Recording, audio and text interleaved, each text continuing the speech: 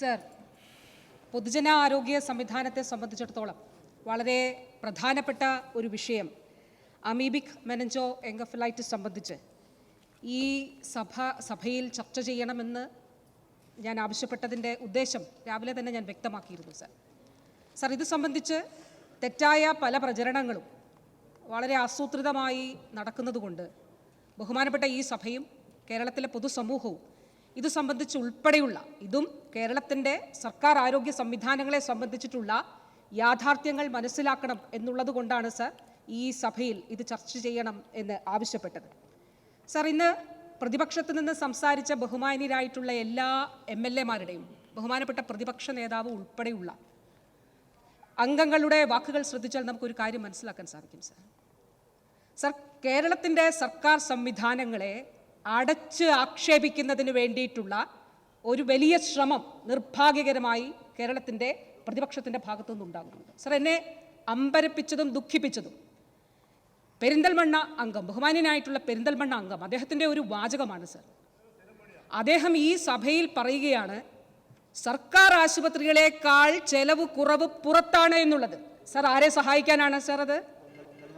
Sir, കേരളത്തിലെ സർക്കാർ ആശുപത്രികളിൽ പ്രസവം നടക്കുന്നില്ല എന്ന് അദ്ദേഹം പറയുകയാണ് സർ. അദ്ദേഹം അത് പിൻവലിക്കണം സർ. ഈ സംവിധാനം എന്നുള്ളത് സർ,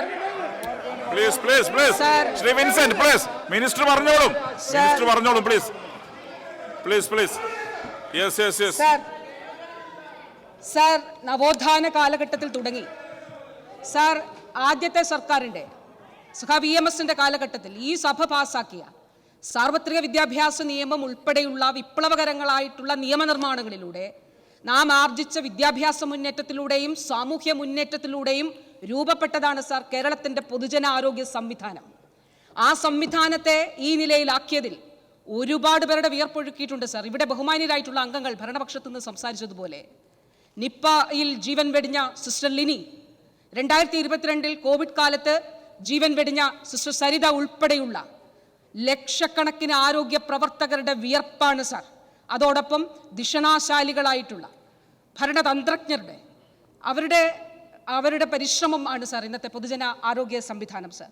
സർ, അഭിമാനത്തോടെയാണ് ഈ കാലഘട്ടത്തിൽ പ്രത്യേകിച്ച് പൊതുജനാരോഗ്യ മേഖലയിൽ കേരളം കൈവരിച്ച മികച്ച നേട്ടങ്ങളുടെ പശ്ചാത്തലത്തിൽ കൂടിയാണ് ഇന്നിവിടെ ഈ ചർച്ച നടക്കുന്നത് സർ.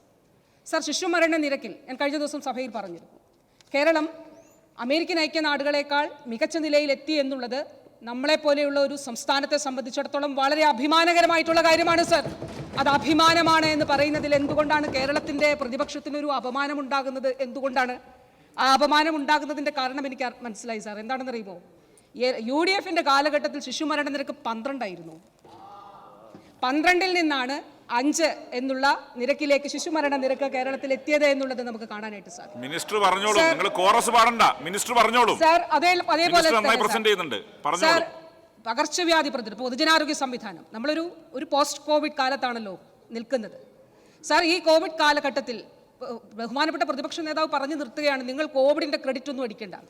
എന്താണ് ഈ സഭയിൽ പറഞ്ഞിട്ടുള്ളത് സാർ? എന്തൊക്കെ പ്രശ്നങ്ങളാണ് ഉയർത്തിയിട്ടുള്ളത് സാർ? കോവിഡ് പ്രതിരോധവുമായി ബന്ധപ്പെട്ട് ഇപ്പോഴും ഈ സഭയിലും അവർ പറഞ്ഞില്ലേ സാർ? PP കിറ്റ് ഉൾപ്പെടെയുള്ള വിഷയങ്ങൾ അവർ ഉന്നയിച്ചില്ലേ സാർ?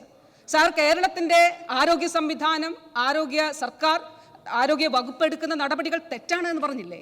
ഇപ്പോൾ ഈ അമീബിക് മസ്തിഷ്ക ജ്വരവുമായിട്ട് തന്നെ ബന്ധപ്പെട്ട് എന്തെങ്കിലും ക്രിയാത്മകമായിട്ടുള്ളൊരു നിർദ്ദേശം അവർ മുന്നോട്ട് വെച്ചിട്ടില്ല. അവരെല്ലാവരും പറഞ്ഞ ഒരു വാക്കാണ്, ഇരുട്ടിൽ തപ്പുകയാണ്, ഇരുട്ടിൽ തപ്പുകയാണ്. വാസ്തവത്തിൽ കേരളത്തിലെ പ്രതിപക്ഷമാണ് സർ ഇരുട്ടിൽ തപ്പുന്നത്. അവർക്ക് എന്താണ് ചെയ്യേണ്ടതെന്നുള്ളത് അറിഞ്ഞുകൂടാ. സർക്കാരിൻ്റെ പ്രവർത്തനങ്ങളെ സംബന്ധിച്ച് ഇത് ജനങ്ങളിൽ ഉണ്ടാക്കുന്ന സ്വാധീനത്തിൻ്റെ മുന്നിൽ കേരളത്തിലെ പ്രതിപക്ഷം ഇരുട്ടിൽ തപ്പുകയാണ് സർ ചെയ്യുന്നത്.